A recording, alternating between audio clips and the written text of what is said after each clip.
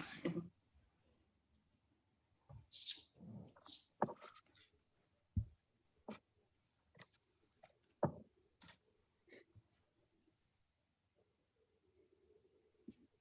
Okay, we are live. Good afternoon, and thanks for joining us today for this Facebook Live for the MAX project. So today we're going to be talking specifically about migrant families. So it was the UN's International Day of Families on May 15th, last weekend. So today we thought we'd talk about migrant families, and especially migrant families during the COVID-19 pandemic. So I'm delighted to be joined by two of our partners who have a lot of experience working in this field. So from the Polish Migration Forum, I have Agnieszka Kosowicz, who is the founder and president of the board. Hello, Agnieszka. And she is also a journalist by training. And then from KMOP in Greece, we have Dr. Antonia Torrens. She's the general director and an educational psychologist. And she's also the vice president of the Confederation of Family Organizations in the European Union, or COFACE. So good afternoon, both of you. Thank you so much for joining us. And perhaps to start, you could just talk a little bit about what each of your organizations do. So perhaps, Antonia, we could start with you and KMOP. Yes, thank you, Jessica. Nice to see you all, and nice to meet you. So thank you for letting me speak about this issue. KMOP, through the recent years, is implementing buddy systems, mentoring programs for adult and younger migrants through a series of activities promoting the overall inclusion of migrant populations in the Greek society. As everybody knows, we have flows of migrant populations. It is very known everywhere in the recent years. So we have to implement any possible measure for the better integration of these people. We also support the expansion of the alternative family-based care system for unaccompanied minors, as well as the integration of migrant children in schools. We have several programs about how we can better integrate migrant children in mainstream schools by trying at a first level to understand their prior level of knowledge from the country of origin, of the knowledge they already have. We also engage diaspora and migrant families in the promotion of the rights of the child.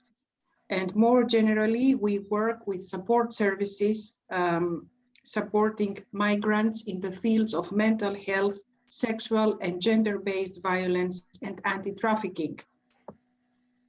Moreover, in collaboration with Athens Coordination Center for Migrant and Refugee Issues and the Cities Network for Integration, CNI, we train professionals working in municipalities with refugee populations so that they themselves can contribute to the smoother integration of refugees and migrants in social life, education, employment, and social welfare. As an organization, we very much believe in the value of training the local populations and the local professionals working with these people. By working closely with local governments, we aim to achieve substantial and long-term benefits, both host societies and the refugee and migrant populations. So this is, in brief, what we are doing with migrant populations through the activities of KMOP. Great, thank you. And Agnieszka, could you tell us a little bit about the activities of the Polish Migration Forum? Okay, so thank you very much for this opportunity. I can see ourselves mirroring a lot of what Antonia has just said, because our organization is really focusing on integration and working in parallel, both with the migrant population and with the host population. providing different kind of services and support. But it's important for us to work on both angles, as Antonia mentioned already, that it is important. So with the migrants, we normally provide variety of different services that are meant to help them in integration. So we do work with schools, and we have quite a wide program helping the schools and the kids and the parents get along, understand each other, be in contact or be in good relations, also children to children. And we hire at the moment 5, we call them intercultural consultants or assistants, who work with migrant children, helping them survive in educational system during the COVID. Probably anybody that has children at this time has experienced how tough it is to make sure that your child actually benefits from education and is present during the lessons and is motivated and in good spirits. So it is a challenge to any parent. And it is a double challenge for a migrant parent. So we've been trying to alleviate those needs and challenges that these families have. And probably later on we'll talk more in detail about this. But we also work kind of two fields I have identified as relevant to this family situation. And the second one is psychological well-being. So we have been working over the years with both asylum seekers and refugees and migrants, and very many of them in Poland are families. So we don't, for example, have the experience of a big number of unaccompanied minors like is the case of Greece. There are probably maybe a dozen of unaccompanied minors that arrives to Poland every year, but we have about 2 million Ukrainian migrants, an overwhelming majority of them is here with families. So we see how this presence of children and families in Poland is growing basically, and how many challenges they have. And it is tough. It's a psychological angle, probably we'll talk about it in more detail in a second, but it's, I think, key work that we've been doing over the COVID time. And the third area of our support is related to legalization in a broad sense. So we were helping people be aware about the legal status that they have, because in Poland, probably it's also common in other countries, there were many specific measures taken during the COVID pandemic to make sure that persons that are here on visas or passports that are expiring or visas that are expiring or various legal statuses that are coming to an end. So there were many efforts on the side of the state to make sure that people are not left in an irregular situation. But at the same time, information was insufficient. So very many people had doubts or issues related to their legal stay and how to handle also cases where they could not leave the country. There were moments like that. So with the legal issues, we were also helping, and many of the clients that we had from the families had questions about this. Mm-hmm. Okay, thank you. And so to pick up on something that you mentioned already about the context specifically that you're working in, I wonder if you could tell us a little bit about the challenges and the problems that migrant families face in normal times. So even without the pressures of the COVID-19 pandemic, perhaps you could kind of give us a bit more background about the context in which you're working and the issues that come up for the families you work with. Agnieszka. So we see that kind of our general approach to this topic is that everybody is a different person. And it's, I know this sounds maybe quite simple or that it is just a slogan, but we experience this in our everyday work, that really every family has a different assets and different challenges and different things are difficult to them, also before the pandemic. So we used to work with asylum seeking families for whom insecurity or lack of awareness what will happen tomorrow, or lack of knowledge how many more days, months or years they will have to wait for the regular status. This is a major challenge. Yes, it is also an issue to find adequate healthcare, or the issue of poverty or inadequate resources that people have at hand to deal with issues that they need to deal with. But I think this legalization issue is the primary issue, a kind of general feeling of lack of perspectives or lack of hope. And in our work, we focus quite a lot on working with single mothers. We have a special center in Warsaw where we are based for single mothers and children. And for them, this has always been a challenge to psychologically survive as a single mom in a very tough situation. So this is, I think, the main area that we've been trying to support them, help them cope as mothers, help them kind of keep the emotions within some restrictions. And we do have mothers that are aggressive, that are feel hopeless, that they feel they are not good mothers, that they are not providing to the children adequately. So there is lots of space to support psychologically the mothers, but also plenty of space to work with the kids who don't have quite often the support within their own family or abroad the family circle, and feel alone and feel that they don't know where they are going or what will happen. So there's lots of these psychological needs.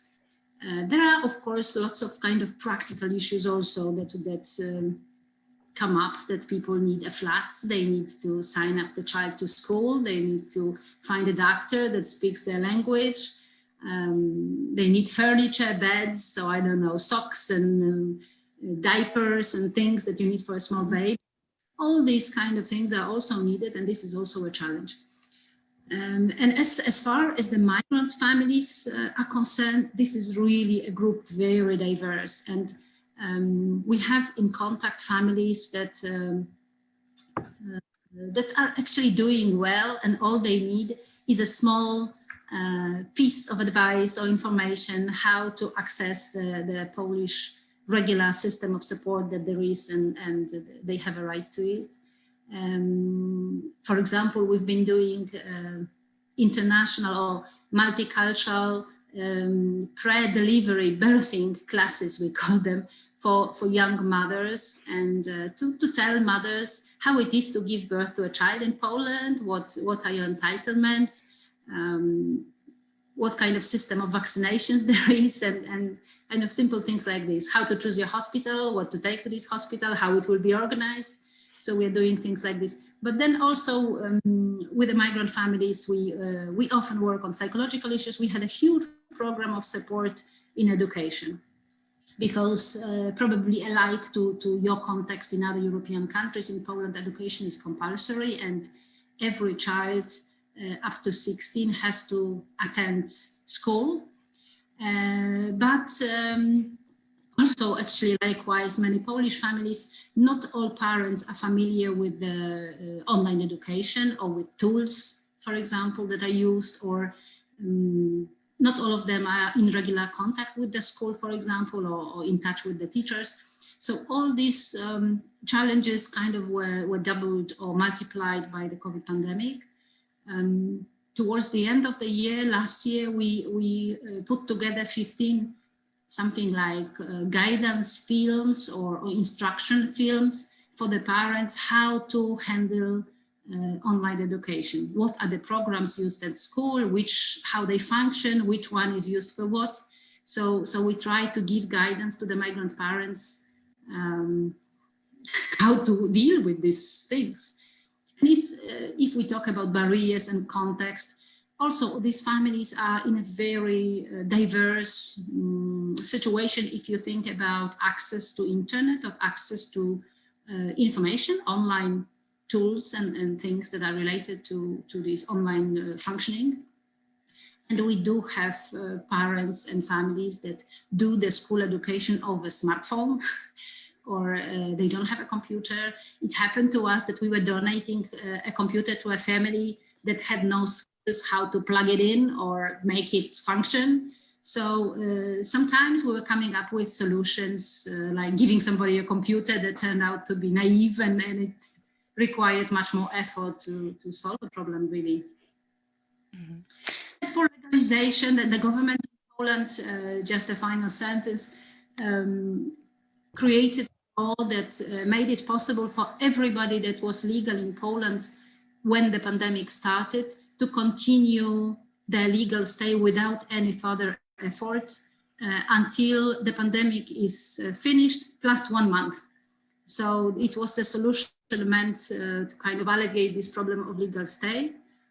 However, we have had over these months many cases of people that have arrived to Poland after the pandemic has started, and for this law does not apply. So there are still questions about how can you make your stay legal and how can you make sure your visa is extended and things like that. So many questions related to legal stay as well. Mm-hmm. Thank you. That's really interesting to hear how you've been adapting your work. I wonder if, Antonia, what have you found are some of the kind of new or more pressing problems that have come up for migrant families during the pandemic, and how are some of the ways that that KMOP has been able to adapt its work to try and meet those? Yes, thank you, Jessica. I agree with everything that Agnieszka has described. We have very common issues, we have very common procedures, and I would like first to say that in our opinion, it's very important to combat the prejudice against these populations in Greece, which still is strong. And we have a series of hate crimes sometimes and extremist positions of people against the integration of these people. So we consider it of huge importance to try to build a consciousness in local people about how it means to take advantage of a smooth intervention of this population and these families, and see how we can benefit from their presence in the country if the state and the NGOs and the local sector coordinate and cooperate well. So I agree with everything that Agnieszka said. So I would like to add that we try to be involved or create projects, educational projects, not only for migrant children and adolescents, but also for local people. Awareness raising and training of local people is very important if we want to regard that we are doing something basic and from the roots, let's say, of establishing a good policy for the integration of these people. So as Agnieszka said, yes, the COVID deteriorated the situation even more in every field. In the field of getting the necessary household items, the food, the ways to approach local communities and ask for bureaucratic things, from counseling from psychologists and social workers, even in areas where we have to get access with the internet. I have some numbers to present to you concerning the Greek reality. Imagine that even before the pandemic, in Greece, in local people, it was estimated that 1 in 5 students attending the poorest quartile of Greek schools did not have access to a computer, and they could, and 1 in 10 did not have access to the internet. Imagine now how worse the situation of migrant population is in the area of getting education through digital ways. At the migrant camps, the situation was even harder for children, as the camps were under lockdown due to COVID-19, and the children were unable to attend schools, and only around 50 of more than 4,000 school-age migrant and refugee children on the Aegean islands of Lesbos and Samos were enrolled in schools according to humanitarian agencies. So the situation deteriorated, and also as it concerns the access of the families to health facilities, it also deteriorated a lot. Needless to say that psychologically, all these people deteriorated, I mean the families, the children, because apart from the other difficulties, it was forbidden for them to go out of the camp for a long period of time. So we can imagine how hard all the situation became for these people, but hopefully we are getting better now and everything will start running again. But of course, the necessities are great for migrant and refugee people in Greece. And we needed time in order to be able to say that we are at a normal stage of integration again. Mm-hmm. And that, I mean, that I guess leads on to the bigger question of looking ahead. What do you think?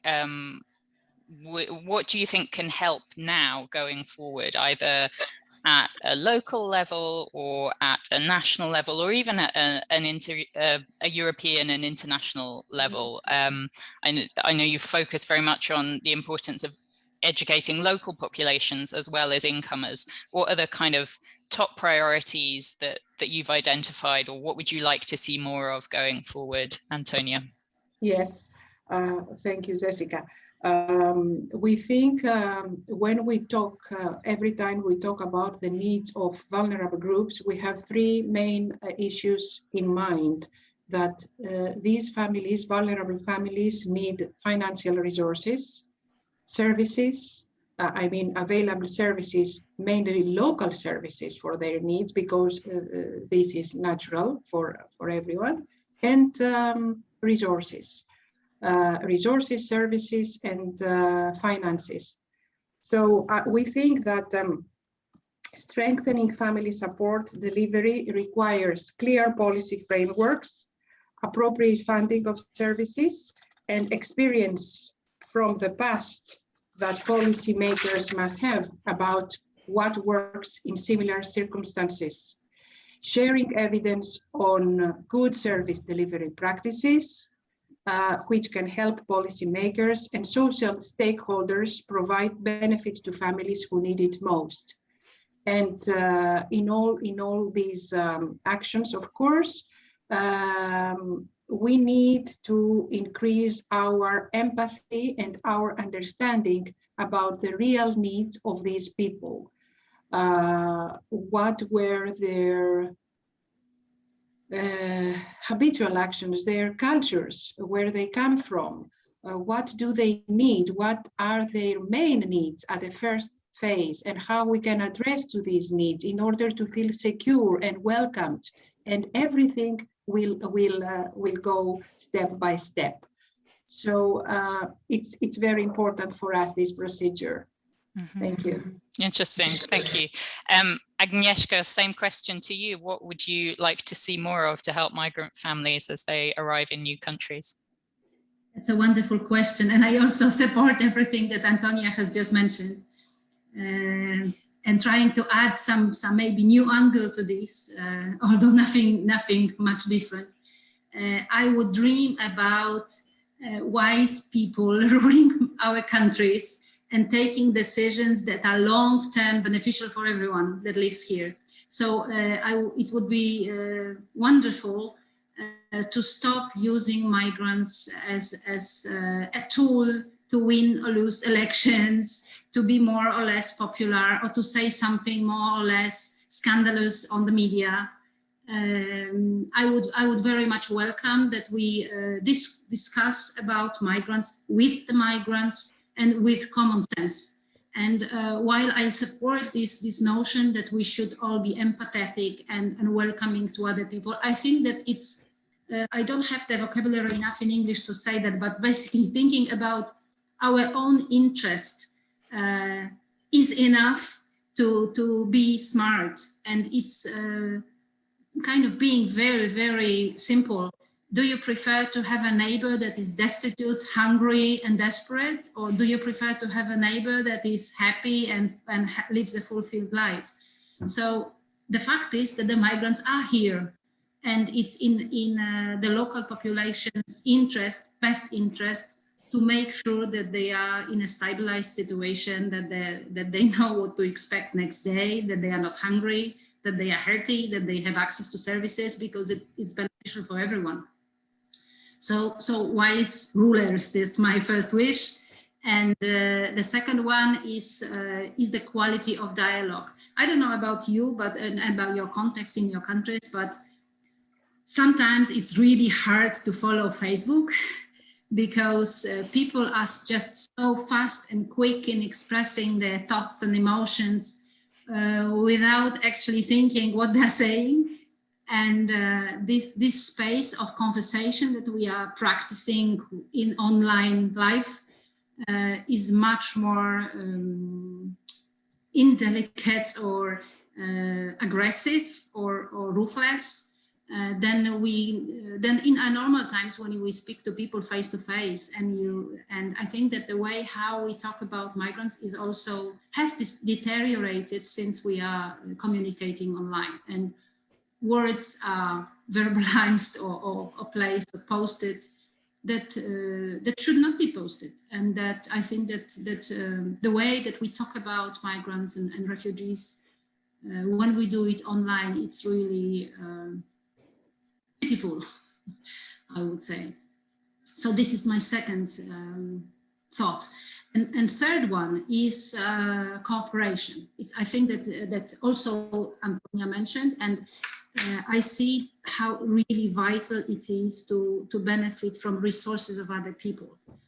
And kind of my approach to working with migrants that it is really a learning process. We are not living in a world that somebody has done it very well and we can all follow. It's like everybody's learning. We are in an experimental phase. And I think it's important in this experimental phase to learn from mistakes, from what happens well in another country or other cities. And there's just so much space for the cities to draw from each other's experience, or from NGOs to learn from the authorities, and vice versa. So there's plenty of learning space. And I think that we don't quite yet use it, this experience that we have in Europe, where that there's really a lot of learning to do. And I think that this is something that awaits us in the nearest months. Interesting. And in that spirit, is there anything that you feel like you've learned through your work that you would like to share with other people about, you know, an approach that you found has worked, or a policy, even something small, just to kind of share your learnings with other people? Agnieszka. I'm a fan of meetings, meetings and dialogue, and having a face in front of you. And I'm just after, in another European program, I've had a filming workshop this weekend for young people that were meeting Muslim women, sharing their life stories in principle, and to experience this kind of undertaking where you have young kids listening to a lady from Turkey, or a lady from Tajikistan, or another one that is half Iraqi, or everybody with really incredible stories. And for these children, it was eye-opening. It was even like when they were giving us feedback later on, it was for them amazing that this woman sat with them on a table and spent half an hour talking about her life. It's not your normal experience that an adult person, forget a Muslim lady that is really uncommon here, sits down and talks about her dreams or her ambitions, or what kind of family she has. And I think that this is something that has a power to change your mindset or your approach. This really deeper meeting with another person. So this is my experience that I'm a fan of, and I would advocate for this to happen. Wonderful. Antonia, is there anything else that you would like to share? Any positive learnings? Thank you, Jessica. I totally agree with Agnieszka, because sometimes the conversation and the feelings of another person can change your mindset totally. And it has happened to me also. And I would like to add that in KMOP, we are currently organizing in Piraeus, which is the biggest port near Athens. We organize a social unit, let's say, for migrant and refugee populations, because there are many near the port. And this activity is totally an initiative of KMOP. It does not belong to any program, to any project, to anything. Exactly because we want to come closer to these people, hear their stories, and help them in a variety of everyday issues. For example, it is now starting. That is why I cannot speak more concretely, but I hope that in the future, and if you know what we are doing, we can cooperate and tell you more about it, because we are preparing it now. A unit where families are going to come, migrant families mainly, in order to get lessons, Greek lessons, in order to get information about how to approach legal issues and bureaucratic issues. And in order for the ladies to be with us, we are going to take care of little children if they have any. And then little by little we can help them, we can train them how to use the internet and digital skills, to expand their digital skills, how they can improve their English. We come in contact with universities and pedagogic institutions in order to find volunteers who can train them on how to better do something. I mean, in order to find a job later on, and various other things. And something that we are first time going to do is that we are going to approach them through art. We know that among these people there are many artists, many people who are excellent artists, but no one can pay attention to them. So they will be able to express themselves through art, by drawing or making something, and then we can gather this and make let's say an exhibition or a bazaar. And in everything they make, we are going to ask them to write a little story about how they were motivated to make this little piece of art, let's say a drawing, a construction, or whatever. And we feel, like Agnieszka has mentioned, that these people have a lot to say and express themselves through art, because sometimes it's the best way to express themselves. And this is something we are also going to do, and we have several ideas about creating it. Thank you. That's great. Can I add something quickly? Go ahead, sure. Because it's also kind of inspired me to another thought, what Antonia was saying, that it is our tendency to discuss migrants and refugees as weak, needy people, right? That are in a hopeless situation. And I think that this is the COVID lesson for me, that we have identified lots of people that have plenty of potential and are interested to share this potential. We have expanded our foundation's work by a project that was dedicated to internships or voluntary work. And in a relatively short time, we have identified, a colleague of mine has identified about 40 volunteers, migrants, that really come from all kinds of walk of life, and with incredible experiences and plenty of motivation and interest and eagerness and I don't know, positive energy. And this is just wonderful, really, to experience this and see migrants from a different angle, because it's, after all, Albert Einstein was a migrant, Madeleine Albright was a migrant.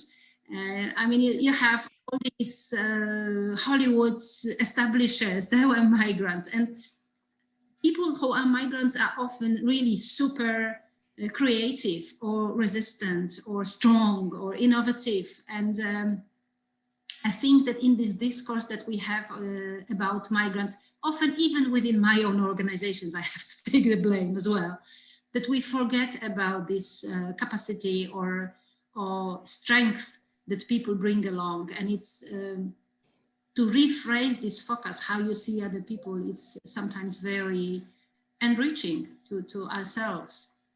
Indeed. What a great note to end on. That's a very good summary of this MAX project in general that I think all of our partners would agree with.